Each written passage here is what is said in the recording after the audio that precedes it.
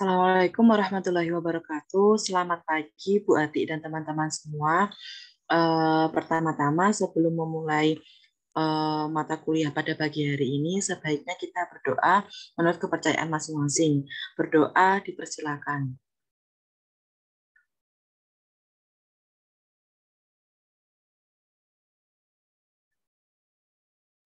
Berdoa selesai. Pada kesempatan kali ini akan ada presentasi dari kelompok 2 mengenai mata kuliah yaitu AKM Bab Pendapatan Part 2. Untuk kelompok 2, saya persilakan. Assalamualaikum warahmatullahi wabarakatuh. Selamat pagi Bu Ati dan teman-teman. Kami dari kelompok 2 akan bersaksikan tentang pendapatan part 2.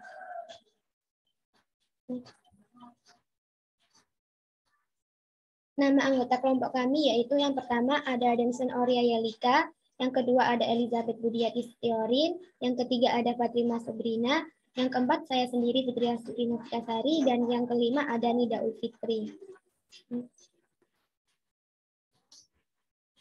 Pendapatan jasa. Pendapatan jasa dapat bersifat jangka pendek maupun jangka panjang. Menurut PSAK 23 Revisi 2010 pendapatan jasa dapat diakui berdasarkan tahap penyelesaian dengan syarat bahwa hasil transaksi dapat diestimasi dengan andal. Hasil transaksi dapat diestimasi dengan andal ketika semua kondisi berikut ini terpenuhi. Yang pertama, jumlah pendapatan dapat diukur dengan andal. Yang kedua, kemungkinan besar manfaat ekonomi sehubungan dengan transaksi tersebut akan mengalir ke entitas. Yang ketiga, tingkat penyelesaian dari suatu transaksi pada akhir periode pelaporan dapat diukur secara andal. Dan yang keempat, biaya yang timbul untuk transaksi dan biaya menyelesaikan transaksi tersebut dapat diukur dengan andal. Next. Pendapatan penjualan jasa diakui hanya jika kemungkinan besar manfaat ekonomi sehubungan dengan transaksi tersebut akan mengalir ke entitas.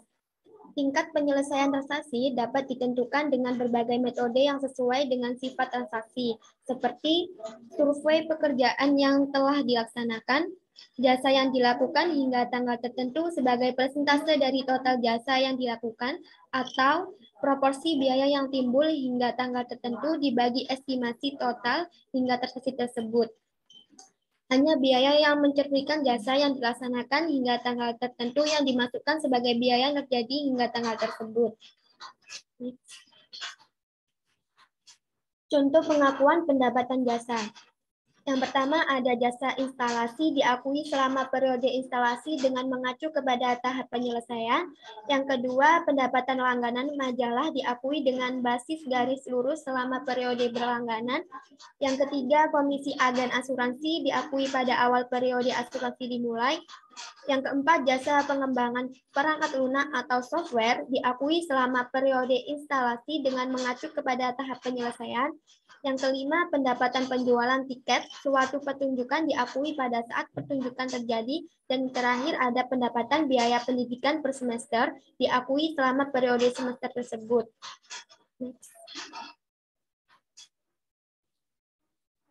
Pendapatan bunga, royalti, dan dividen. Pendapatan yang timbul dari penggunaan aset entitas oleh pihak lain yang menghasilkan bunga, royalti, atau dividen diakui sebagai berikut. Pertama, pengakuan pendapatan bunga mengikuti konsep akuntansi akrual. Pendapatan bunga diakui menggunakan metode suku bunga efektif. Yang kedua, pendapatan royalti diterima dari penggunaan aset perusahaan seperti paten, hak cipta, musik, dan film akan diakui berdasarkan garis lurus selama periode waktu perjanjian royalti.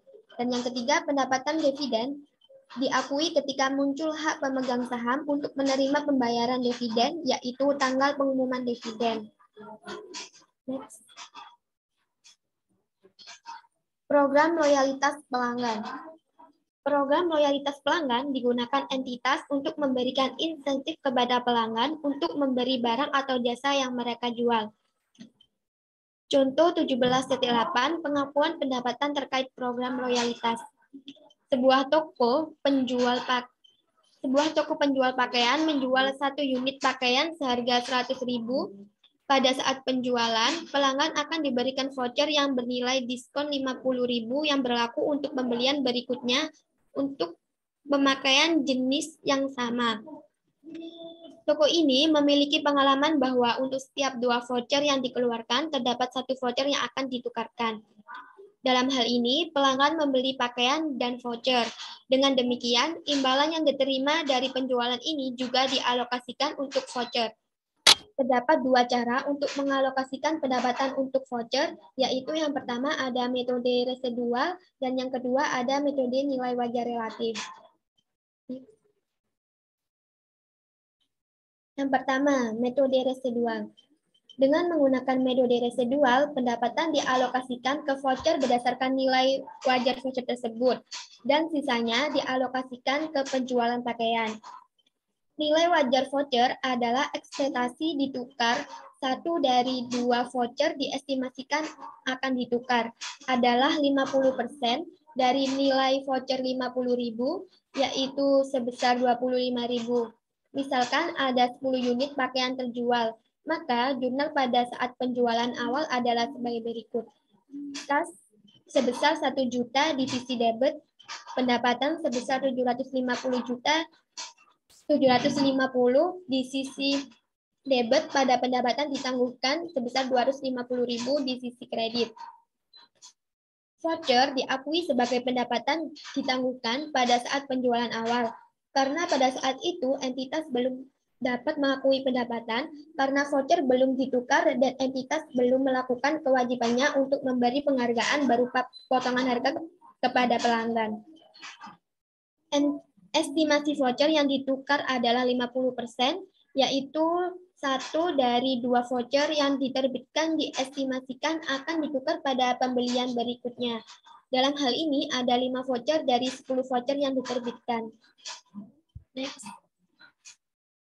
Ketika pelanggan melakukan pembelian berikutnya dengan menggunakan voucher, jurnal untuk mengakui penjualan satu pakaian menggunakan voucher adalah sebagai berikut. Pendapatan ditangguhkan sebesar 50.000 didapat dari 1/5 dikali 250.000. Di sisi debit, kas sebesar 50.000 di sisi debit pada pendapatan sebesar 100.000 di sisi kredit. Maka untuk keseluruhan estimasi penjualan berikutnya menggunakan voucher sebanyak 5 pakaian.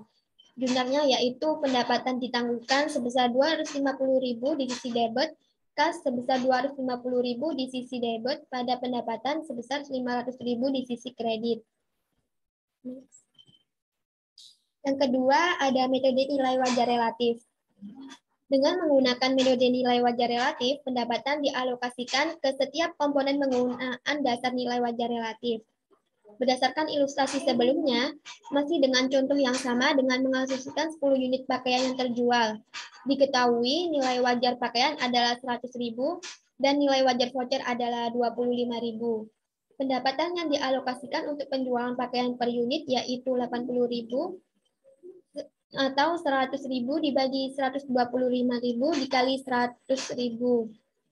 Dan pendapatan yang dialokasikan untuk voucher adalah 20.000 atau 25.000 dibagi 125.000 dikali 100.000. Jurnal untuk mengakui pendapatan dari 10 unit pakaian yang terjual adalah sebagai berikut. Selanjutnya akan dijelaskan oleh Fatimah Sobrini. Baik, terima kasih. Jurnalnya adalah kas pada sisi debit senilai 1 juta, pada sisi kredit pendapatan senilai 800.000 dan pendapatan ditangguhkan pada sisi kredit senilai 200.000. Jurnal untuk mengakui penjualan berikutnya sesuai estimasi sebanyak 50%, voucher yang ditukarkan yaitu 50% dikali 10 unit sama dengan 5 unit adalah sebagai berikut. Pendapatan ditangguhkan pada sisi debit senilai 200.000, kas pada sisi debit senilai 250.000 dan pendapatan pada sisi kredit senilai 450.000. Next. Lalu ada pengungkapan. Terkait pendapatan yang disajikan di laporan keuangan, entitas mengungkapkan hal berikut ini untuk dicatat atas laporan keuangan.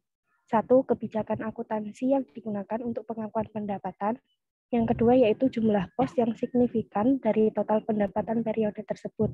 termasuk pendapatan yang berasal dari penjualan barang, penjualan jasa, bunga, royalti, serta dividen. Lalu yang ketiga, ada jumlah pendapatan yang berasal dari pertukaran barang dan jasa untuk setiap pos pendapatan yang signifikan. Lalu berikut ini ada ilustrasi pengungkapan laporan keuangan oleh PT Unilever Indonesia Tbk dan entitas anak. Catatan atas laporan keuangan konsolidasian tanggal 31 Desember 2011 sampai dan 2010 dalam jumlah rupiah kecuali dinyatakan lain. Ada pendapatan dan beban. Penjualan bersih adalah pendapatan yang diperoleh dari penjualan produk grup setelah dikurangi retur, biaya penjualan, dan pajak pertambahan nilai. Pendapatan dari penjualan barang diakui pada saat resiko dan manfaat kepemilikan barang secara signifikan telah berpindah kepada pelanggan. Dalam hal penjualan ekspor, diakui pada saat penyerahan barang di atas kapal, di pelabuhan pengirim, atau memakai FOB shipping point, dan penjualan lokal diakui pada saat penyerahan barang kepada distributor atau pelanggan. Beban diakui saat terjadinya menggunakan metode akrual. Lalu ada penjualan bersih. Pada tahun 2011, dalam negeri senilai Rp22.429.297, lalu ekspor senilai Rp1.039.927. Jika ditotalkan, jumlahnya adalah Rp23.469.218. Tidak ada pelanggan yang secara individu memiliki jumlah transaksi melebihi 10% dari penjualan bersih. Next. Kontrak konstruksi jangka panjang. Kontrak konstruksi adalah kontrak yang secara khusus dinegosiasikan untuk konstruksi suatu aset yang tunggal, seperti bangunan, jembatan, bendungan, jalan, atau beberapa aset yang berhubungan satu sama lain, atau beberapa aset yang saling tergantung dalam rancangannya, teknologi, fungsi, dan tujuan penggunaannya, seperti konstruksi kilang minyak. Periode dimulainya pekerjaan dengan penyelesaian aktivitas konstruksi biasanya berada dalam periode akuntansi yang berbeda. Dalam hal ini, isu utamanya adalah bagaimana mengalokasikan pendapatan kontrak dan beban kontrak ke dalam periode akuntansi ketika pekerjaan konstruksi dilakukan. Kontrak konstruksi yang bersifat jangka panjang dalam perjanjiannya seringkali mengatur agar penjualan atau dalam hal ini kontraktor yang membangun dapat menagih berdasarkan interval waktu tertentu yang sering dikenal dengan istilah termin. Oke, untuk selanjutnya akan dijelaskan oleh Mbak Elizabeth. Baik, untuk perlakuan akuntansi untuk kontrak konstruksi diatur dalam SAK 34 revisi 2010, yaitu terdiri dari dua jenis. Yang pertama ada kontrak harga tetap, yaitu kontrak konstruksi di mana kontraktor menyepakati nilai kontrak yang telah ditentukan, atau tarif tetap yang telah ditentukan per unit output, yang dalam beberapa hal tunduk pada ketentuan-ketentuan kenaikan biaya. Dan yang kedua, kontrak biaya plus, yaitu kontrak konstruksi yang menyepakati bahwa kontraktor mendapat pergantian untuk biaya-biaya yang telah diizinkan atau telah ditentukan ditambah imbalan dengan persentase terhadap biaya atau imbalan tetap. Berikut ini adalah contoh 17.9, yaitu penentuan nilai pendapatan kontrak. Suatu kontrak memuat klausul tentang eskalasi biaya atau penyesuaian biaya untuk menyesuaikan harga kontrak terhadap tingkat nilai yang diumumkan pemerintah. Nilai kontrak sebesar 2 miliar dan tingkat inflasi yang diumumkan pemerintah untuk periode terkait adalah 7%. Tentukan jumlah kenaikan atau penurunan pendapatan kontrak untuk periode tersebut. Yaitu pendapatan kontrak naik sebesar 14 juta diperoleh dari 2 miliar dikali 7%. Terkadang suatu kontrak konstruksi memuat klausul tentang penalti yang disebabkan oleh keterlambatan penyelesaian pekerjaan oleh kontraktor. Nilai yang disetujui dalam kontrak awal adalah 3 miliar. Penalti yang disetujui adalah 2 juta per hari keterlambatan. Akibat suatu masalah yang dialami oleh kontraktor, penyelesaian kontrak mengalami keterlambatan selama 10 hari setelah tanggal yang disepakati dalam kontrak. Tentukan berapa kenaikan atau penurunan pendapatan kontrak. Jadi pendapatan kontrak turun sebesar 20 juta diperoleh dari 2 juta dikalikan 10 hari. Selanjutnya, kontrak konstruksi jangka panjang. Pengakuan pendapatan dan beban kontrak dapat dilakukan dengan memperhatikan apakah hasil dari kontrak konstruksi dapat diestimasi secara andal. Berdasarkan hal tersebut, pengakuan pendapatan dan beban kontrak dapat dibedakan menjadi 2 metode, yaitu sebagai berikut. Yang pertama, metode presentase penyelesaian, yaitu perusahaan mengakui pendapatan beban dan laba setiap periodenya berdasarkan tahap penyelesaian kontrak, yaitu berdasarkan presentase penyelesaian. Dan yang kedua ada metode biaya terpulihkan. Dalam beberapa kondisi ketika metode presentase penyelesaian tidak dapat digunakan, maka menurut metode ini pendapatan hanya diakui sebesar biaya yang telah terjadi sepanjang biaya tersebut diperkirakan dapat terpulihkan. Perusahaan harus menggunakan metode presentase penyelesaian ketika hasil kontrak konstruksi dapat diestimasi secara andal dan jika semua kondisi berikut terpenuhi. Yang pertama, total pendapatan kontrak dapat diukur secara andal, dan yang kedua, kemungkinan besar manfaat ekonomis yang berhubungan dengan kontrak tersebut akan mengalir ke perusahaan. Baik, untuk slide selanjutnya akan dijelaskan oleh Dension Oria. Baik. Perusahaan harus menggunakan metode presentasi penyelesaian ketika hasil kontrak konstruksi dapat diestimasi secara andal dan jika semua kondisi berikut terpenuhi. Yang pertama, total pendapatan kontrak dapat diukur secara andal. Yang kedua, kemungkinan besar manfaat ekonomis yang berhubungan dengan kontrak tersebut akan mengalir ke perusahaan. Yang ketiga, biaya kontrak untuk menyelesaikan kontrak dari tahapan penyelesaian kontrak pada akhir periode pelaporan dapat diukur secara andal. Yang keempat, biaya kontrak yang dapat diatribusi pada kontrak dapat diidentifikasi dengan jelas dan diukur secara andal, sehingga biaya kontrak aktual dapat dibandingkan dengan estimasi biaya sebelumnya. Perusahaan menggunakan metode biaya terpulihkan hanya ketika perusahaan tidak dapat memenuhi kondisi yang disyaratkan untuk menggunakan metode presentasi penyelesaian. Metode presentasi penyelesaian, perhitungan presentasi penyelesaian. Seperti yang telah dijelaskan pada bagian sebelumnya, bahwa menurut PSAK 23 Revisi 2010, pendapatan tingkat penyelesaian transaksi dapat ditentukan dengan berbagai cara. Perusahaan menggunakan dasar yang andal dan dalam mengukur pekerjaan yang dilakukan, tergantung dari sifat kontraknya. Dasar yang dapat digunakan yaitu yang pertama, proporsi banyak kontrak yang terjadi dibandingkan estimasi total biaya kontrak. Yang kedua, hasil survei pekerjaan yang telah dilakukan. Dan yang ketiga, penyelesaian berdasarkan proporsi fisik dari pekerjaan kontrak.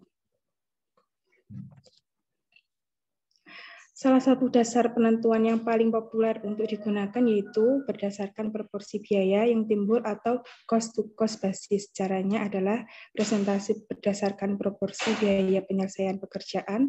Kontrak dihitung berdasarkan rasio antara akumulasi biaya yang terjadi dengan total estimasi biaya terakhir untuk penyelesaian kontrak. Formulanya adalah sebagai berikut.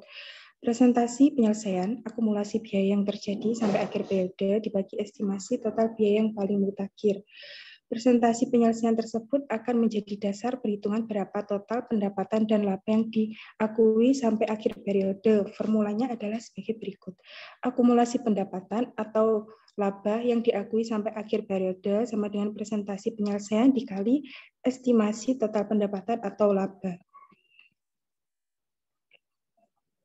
Pengukuran pendapatan. Untuk menghitung berapa pendapatan dan laba yang diakui setiap periode, maka perusahaan dapat mengurangkannya dengan total pendapatan atau laba yang sudah diakui sampai periode sebelumnya, seperti ditunjukkan pada formula berikut. Pendapatan periode berjalan atau laba sama dengan akumulasi pendapatan atau laba yang diakui sampai akhir periode dikurangi estimasi total pendapatan atau laba yang sudah diakui sampai periode sebelumnya. Berikut adalah contoh untuk metode presentasi penyelesaian dengan perhitungan cost-to-cost basis. Contoh metode presentasi penyelesaian dengan perhitungan cost to cost basis. PT Buana Karya merupakan kontraktor yang berspesialisasi dalam pembangunan jalan. Saat ini mempunyai kontrak untuk membangun jalan senilai 18 miliar. Estimasi biaya kontrak adalah 16 miliar. Periode pekerjaan akan memakan waktu selama 3 tahun. Pada akhir tahun kedua, estimasi biaya kontrak meningkat 16 miliar menjadi 16 miliar 200. Data-data lainnya adalah sebagai berikut dalam ribuan rupiah. Tabel 17.2 data-data PT Buana Karya. Biaya kontrak yang terjadi tahun pertama 4 juta, tahun kedua 11.664.000, tahun ketiga 16.200.000. Biaya kontrak untuk menyelesaikan tahun pertama 12 juta, tahun kedua 4.536.000. Tagihan termin tahun pertama 3.600.000, tahun kedua 9.600.000, dan tahun ketiga 4.800.000. Penerimaan kas tahun pertama 3 juta, tahun kedua 7 juta, dan tahun ketiga 8 juta.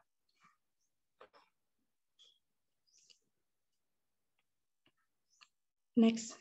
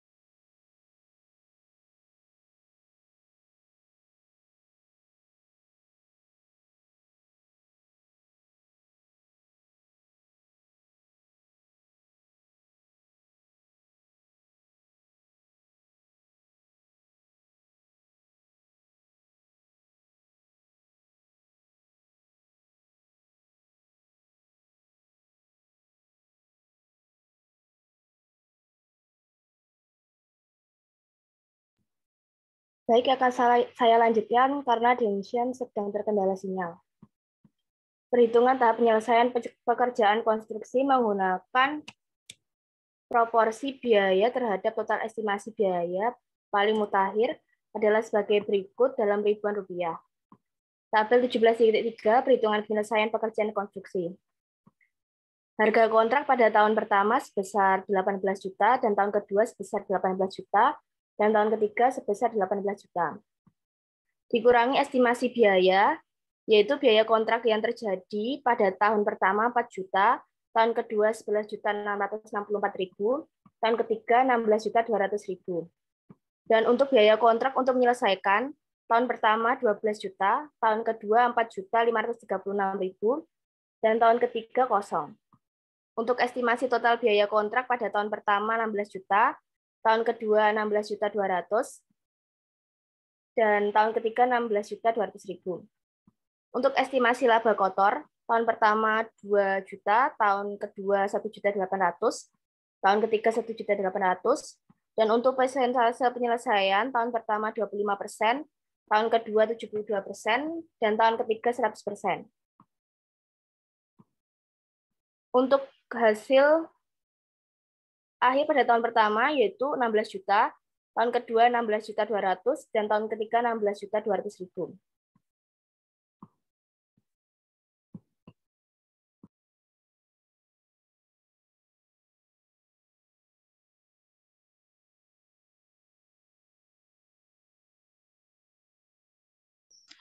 Berdasarkan perhitungan tabel sebelumnya, maka perusahaan dapat mencatat transaksi sepanjang periode berjalan dengan ringkasan jurnal sebagai berikut dalam ribuan rupiah.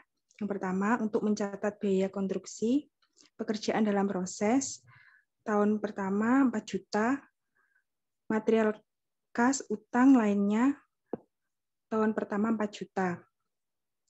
Tahun kedua 7.664.000 dan tahun ketiga 4.536.000. Yang kedua, untuk mencatat tagihan termin piutang usaha, tahun pertama 3.600.000, tahun kedua 9.600.000 dan tahun ketiga 4.800.000. Termin tahun pertama 3.600.000, tahun kedua 9.600.000 dan tahun ketiga 4.800.000. Yang ketiga, untuk mencatat penerimaan tagihan kas, tahun pertama 3 juta, tahun kedua 7 juta, tahun ketiga 8 juta.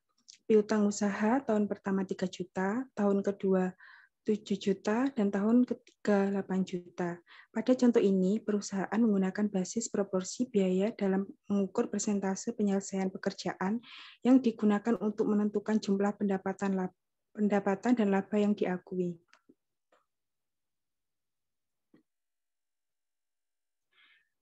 Tabel 17 masih pendapatan, beban, dan laba yang diakui PT Buana Karya. Akumulasi diakui di periode lalu, diakui di periode berjalan. Tahun pertama, pendapatan 18 miliar dikali 25%, 4.500.000, beban 4 juta, total laba kotor 500.000. Tahun kedua, pendapatan 18 miliar dikali 72%, akumulasi 12.960.000 diakui di periode lalu 4.500.000, diakui di periode berjalan 8.460.000. Beban akumulasi 11.664.000 diakui di periode lalu 4 juta, diakui di periode berjalan 7.664.000.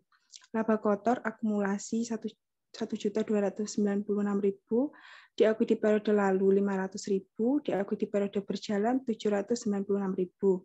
Tahun ketiga pendapatan 18 miliar dikali 100%, akumulasi 18 juta, diakui di periode lalu 12.960.000, diakui di periode berjalan 540.000. Beban akumulasi 16.200.000, diakui di periode lalu 11.664.000, diakui di periode berjalan 4.536.000. Laba kotor 1.800.000, diakui di periode lalu 1.296.000, diakui di periode berjalan 504.000. Next. Jurnal untuk mengakui pendapatan, beban, dan laba adalah sebagai berikut. Untuk mengakui pendapatan dan beban terkait pekerjaan dalam proses laba kotor, tahun pertama 500.000, tahun kedua 796.000, tahun ketiga 504.000. Beban kontrak, tahun pertama 4 juta, tahun kedua 7.664.000, tahun ketiga 4.536.000. Pendapatan kontrak, tahun pertama 4.500.000, tahun kedua 8.460.000, dan tahun ketiga 540.000. Untuk mengakui penyelesaian kontrak, termin, tahun ketiga 18 juta, pekerjaan dalam proses 18 juta. Next. Slide selanjutnya akan dijelaskan oleh rekan saya Elizabeth. Baik, untuk PT Buana Karya, terus mengakumulasi biaya kontrak yang terjadi tambah dengan laba yang diakui pada akun pekerjaan dalam proses untuk memonitor catatan akumulasi total biaya yang terjadi atau ditambah laba pada akhir periode. Sedangkan tagihan termin diakumulasi dan dicatat pada akun termin. Berikut adalah contoh mutasi akun pekerjaan dalam proses.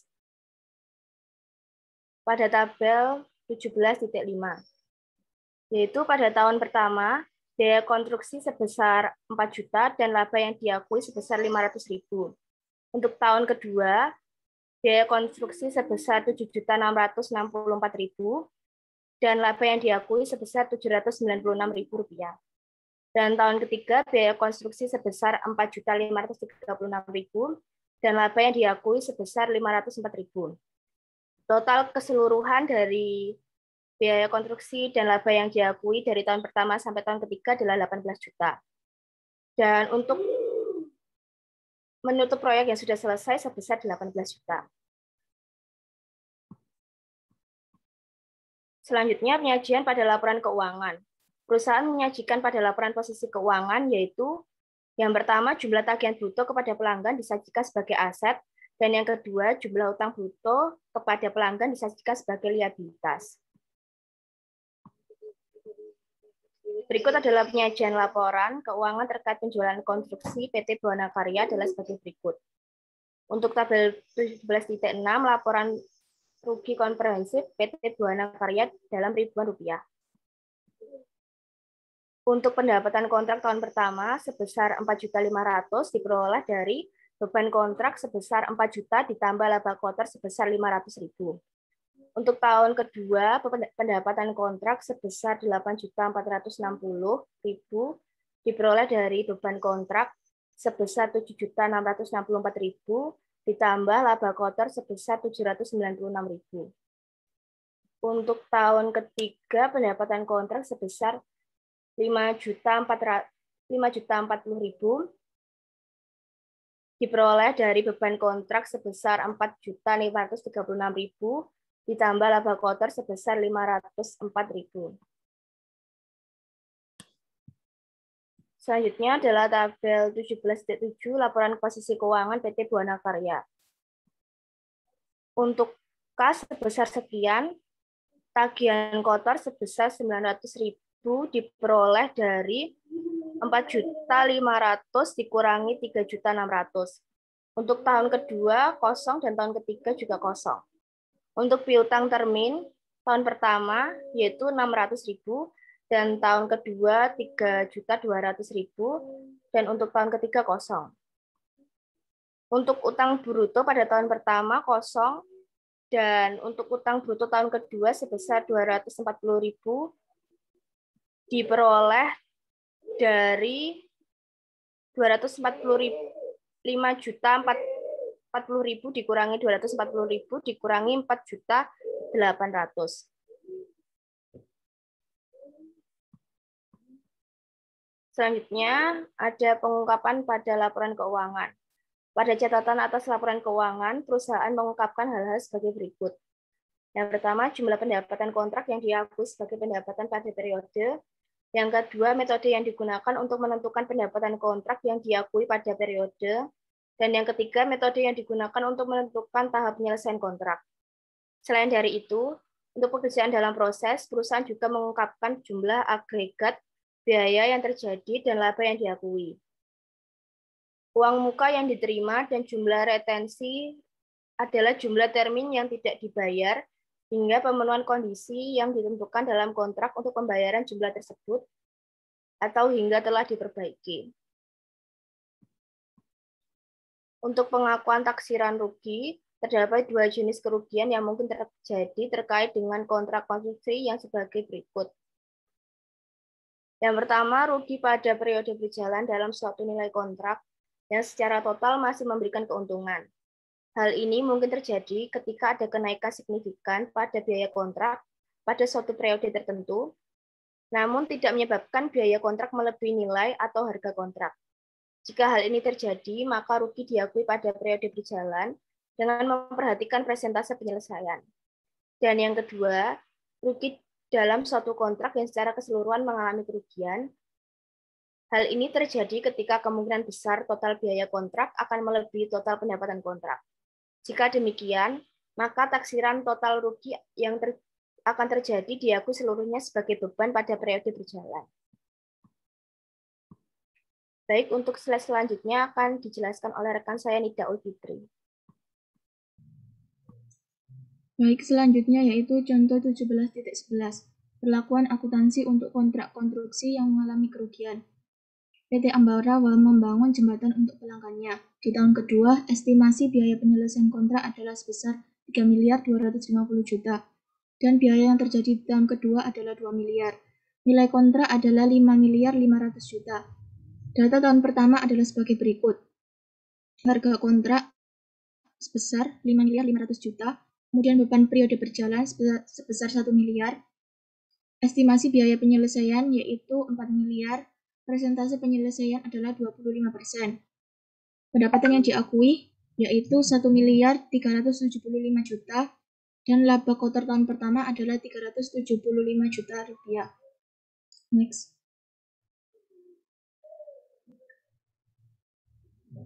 Presentasi penyelesaian tahun kedua adalah 57,14%, didapat dari 2 miliar ditambah dengan 1 miliar dibagi dengan 5.250.000.000 juta.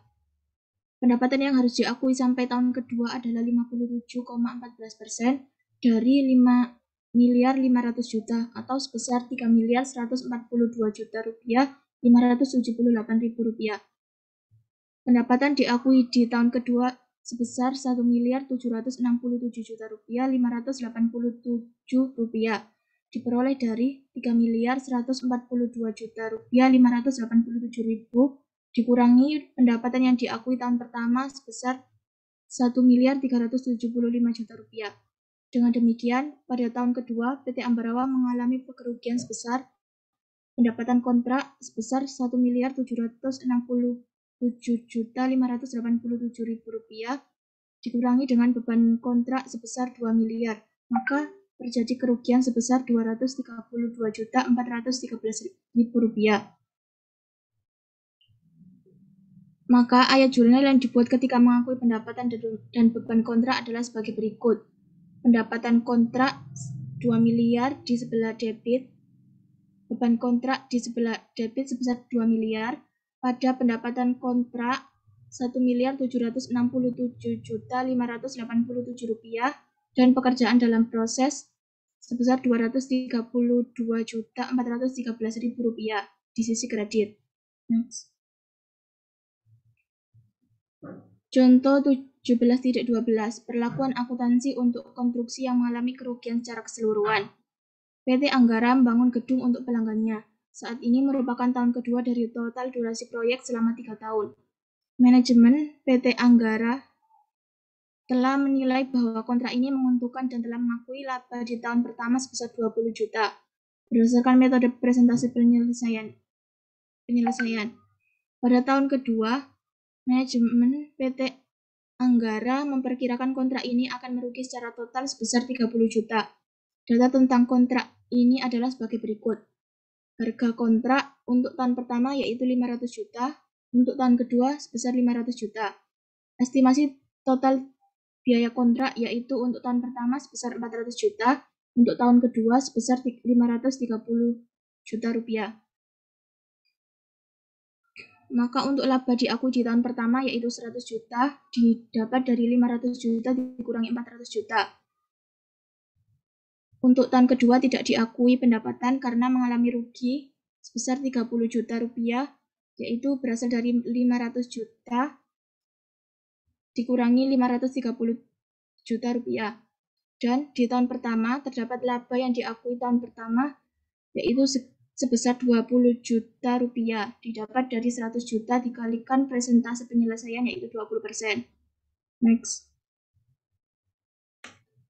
Metode biaya terpulihkan digunakan jika kondisi untuk menggunakan metode presentasi penyelesaian tidak terpenuhi. Maka perusahaan akan menggunakan metode biaya terpulihkan dalam mengakui pendapatan dan beban.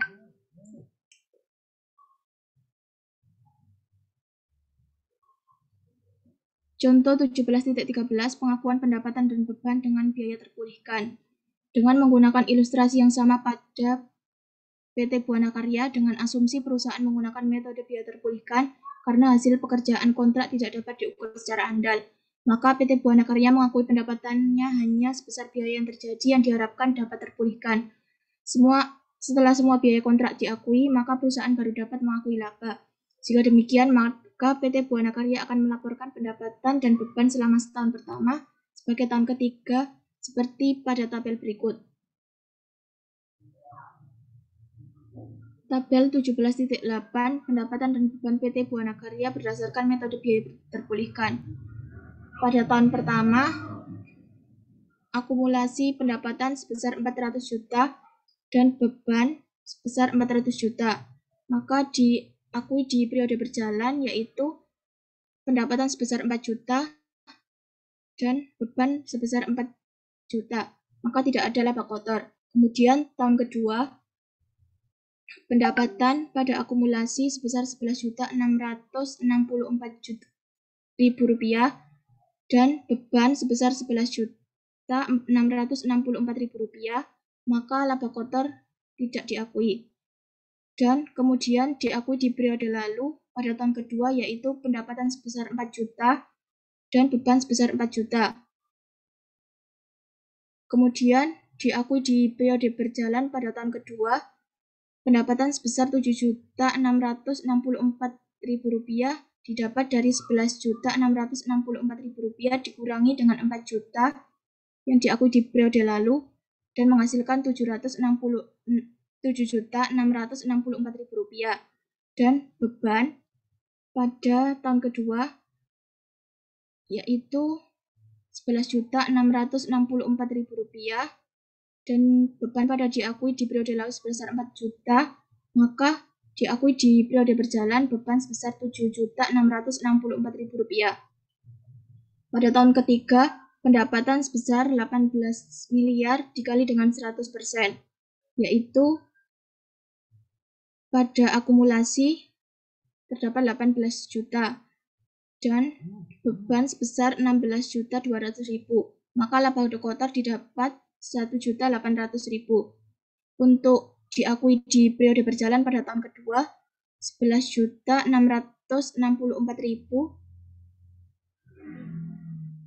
kemudian beban sebesar 11.664.000. Kemudian tahun ketiga diakui di periode berjalan sama dengan pendapatan sebesar 636.336.000 rupiah itu didapat dari 18 juta dikurangi 11.664.000. Kemudian beban pada diakui di periode berjalan sebesar 4.536.000 rupiah. Maka laba kotor dihasilkan sebesar 1.800.000. Next. Jurnal untuk mengakui pendapatan dan beban kontrak selama periode adalah sebagai berikut. Untuk mengakui pendapatan dan beban yang terkait, pada tahun pertama, jurnalnya yaitu beban kontrak pada pendapatan sebesar 4 juta.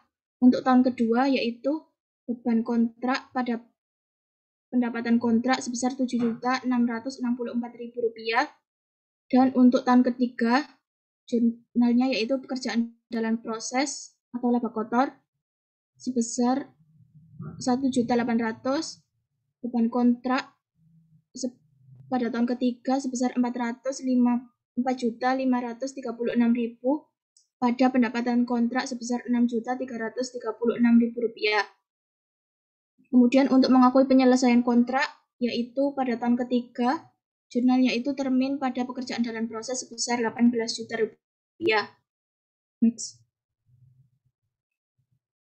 Berikut adalah perbandingan laba yang diakui oleh perusahaan menggunakan kedua metode. Untuk metode presentasi penyelesaian pada tahun pertama menghasilkan laba 500.000. Untuk tahun kedua, untuk tahun pertama metode biaya terpulihkan tidak diakui. Kemudian untuk tahun kedua menggunakan metode presentasi penyelesaian diakui laba sebesar 796.000. Untuk metode biaya terpulihkan tidak diakui. Dan untuk tahun ketiga dengan menggunakan presentasi penyelesaian yaitu laba sebesar 504.000 rupiah dan pada tahun ketiga menggunakan biaya terpulihkan diakui laba sebesar 1.800.000. Next. Analisis laporan keuangan. Rasio keuangan yang biasa digunakan untuk menganalisis penjualan yaitu Return on Sales atau ROS atau Operating Profit Margin. Rasio ini digunakan untuk mengevaluasi efisiensi operasional perusahaan yang menunjukkan berapa laba yang dihasilkan dari tiap rupiah penjualan. Rumusnya yaitu Operating Profit Margin sama dengan laba sebelum pajak dan bunga dibagi dengan penjualan. Baik, sekian presentasi dari kelompok kami. Kurang lebihnya kami mohon maaf. Untuk teman-teman yang ingin bertanya bisa ditulis di kolom chat. Assalamualaikum warahmatullahi wabarakatuh. Baik, untuk teman-teman yang masih bingung dan ada pertanyaan, bisa langsung menuliskan pertanyaan di kolom chat Zoom. Pertanyaan dibatasi 3 pertanyaan. Terima kasih.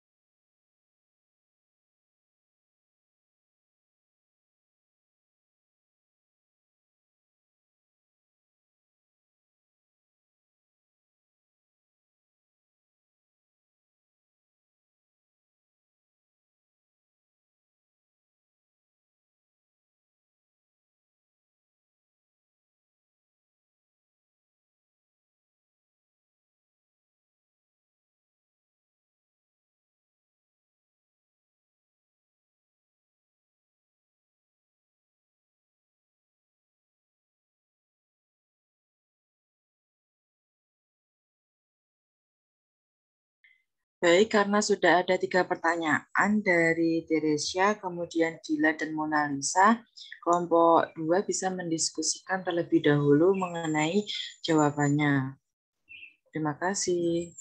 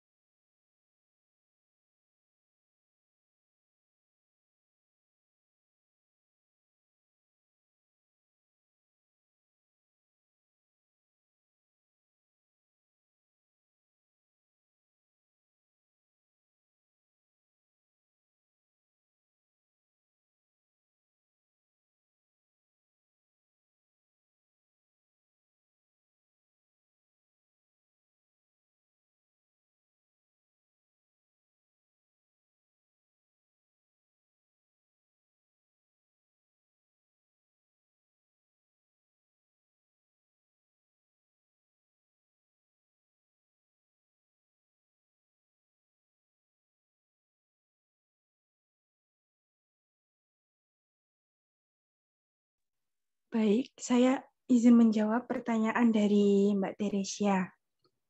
Jika kondisi untuk menggunakan metode presentasi penyelesaian tidak terpenuhi, maka perusahaan menggunakan metode biaya terpulihkan. Bisa dijelaskan kondisi tidak terpenuhi dalam artian yang bagaimana? Terima kasih.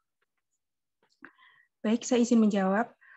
Karena ketika perusahaan menggunakan metode presentasi penyelesaian tidak terpenuhi, maka perusahaan akan menggunakan biaya terpulihkan. Kondisi tersebut juga sudah tertera pada PPT slide ke-18 dan di buku halaman 222 sampai 223. Bagaimana Mbak Teresia, apakah sudah jelas? Baik, terima kasih sudah cukup jelas.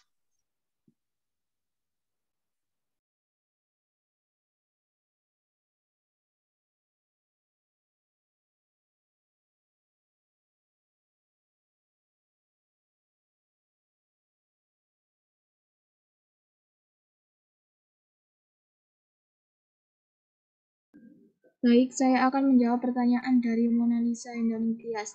Izin bertanya pada slide 17.11. Pada slide contoh 17.11 terdapat nilai presentase sebesar 57,14%. Itu bagaimana perhitungannya? Mohon dijelaskan. Untuk perhitungan presentase 57,14% didapat dari biaya tahun kedua ditambah beban periode berjalan dibagi dengan biaya penyelesaian ditambah biaya tahun kedua, yaitu sebesar 2 miliar ditambah dengan 1 miliar dibagi dengan 5.250 juta rupiah. Maka untuk hasilnya nanti diperoleh desimal dan dijadikan persen. Bagaimana Mbak Mona? Terima kasih atas penjelasannya.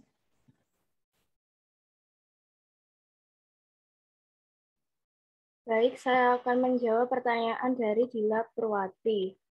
Izin bertanya untuk slide ke-24, piutang usaha 9.600.000 itu diperoleh dari mana?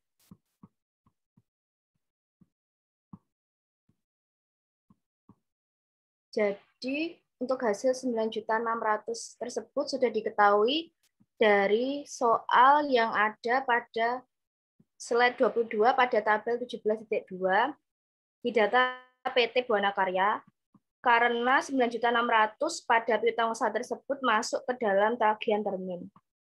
Bagaimana Mbak Dila, apakah sudah jelas? Baik, terima kasih sudah cukup jelas. Terima kasih Mbak Eli. Baik, karena pertanyaan sudah terjawab semua, terima kasih untuk tanya dan juga bagi teman-teman yang sudah mengikuti pembelajaran pada pagi hari ini. Semoga ilmunya dapat bermanfaat. Sekian dari saya. Wassalamualaikum warahmatullahi wabarakatuh. Waalaikumsalam warahmatullahi wabarakatuh.